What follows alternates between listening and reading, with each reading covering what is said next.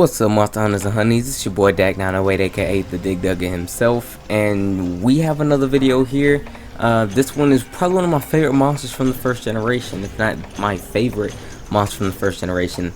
I can't pronounce his name, so for the long time I've been calling him the Gypceros, much like the Gypceros Islands, aka, you know, Charles Darwin and all that good stuff. Anyway, this monster right here is this is the dopiest monster in all of Monster Hunter. There's not a dopier monster in the entire game.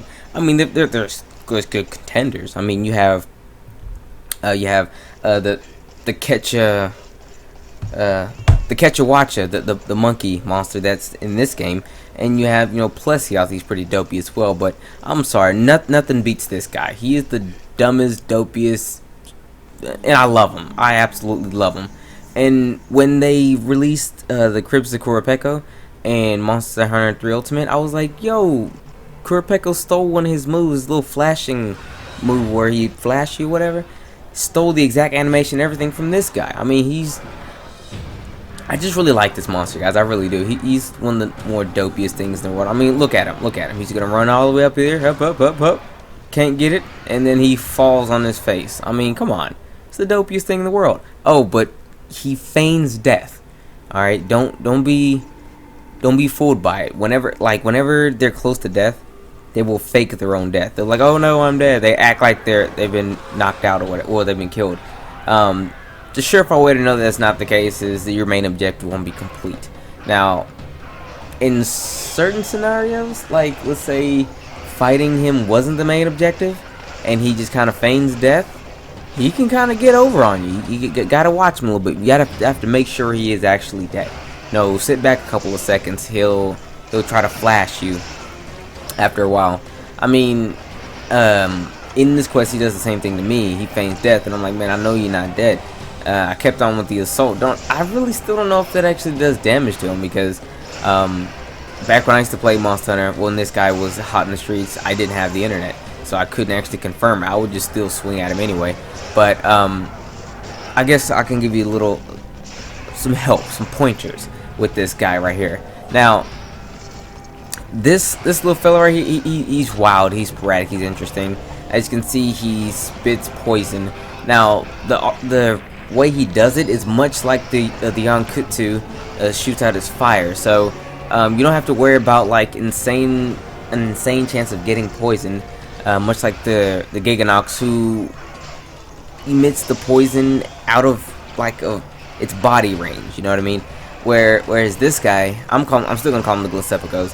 Whereas even though it's absolutely wrong, there's no L in his name, but he'll lob the poison. Okay, he'll lob it as opposed to like shoot it straight or have it expelled from his body. So it's not as common to get poisoned by him, but it's still a thing. Bring some antidote, okay? I got poisoned a couple of times in here, you know, you can see right there. So bring some antidote. Also, to kind of counter the flash, if you remember, if you have like a weapon that has blocking abilities, or if you you know, like super dodge at the right time, you'll be able to like bypass all that. Other than that, there's really not much to him. You know, he has those two little quick tricks right there. And then I guess you'd have to watch out for him faking death, the poison, the flashing. He's not very hard. I mean, bird wyverns aren't really hard. The only really hard bird wyvern was the Garuga, who's putting people on the backs. I mean, I gotta admit, he put me on my back many a time. But oh yeah, he also like when he pecks at you, he'll steal your weapons, your items.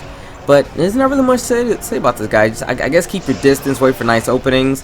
Try your best to dodge the poison and things like that, and you should be in good shape. Yeah, that's pretty much all the tips I have for you. There's not really much to the guy.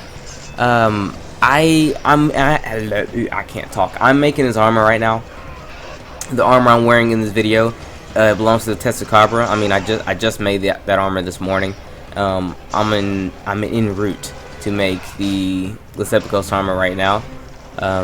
Not 100% there yet, but I'm thinking about also making like a couple of weapons from him, because I like poison stuff. So if I can get like, I don't know, like a poison greatsword, that'd be pretty cool too. Speaking of weapons, this gun lance that I'm using right now, I found in an expedition. It was a rusted gun. It was a High Voltage, I think it was called, or something like that. It's a Kezu gun lance. I've yet to fight the Kezu, but I have a Kezu gun lance. Thankfully, the expeditions are like really fun like that, really useful.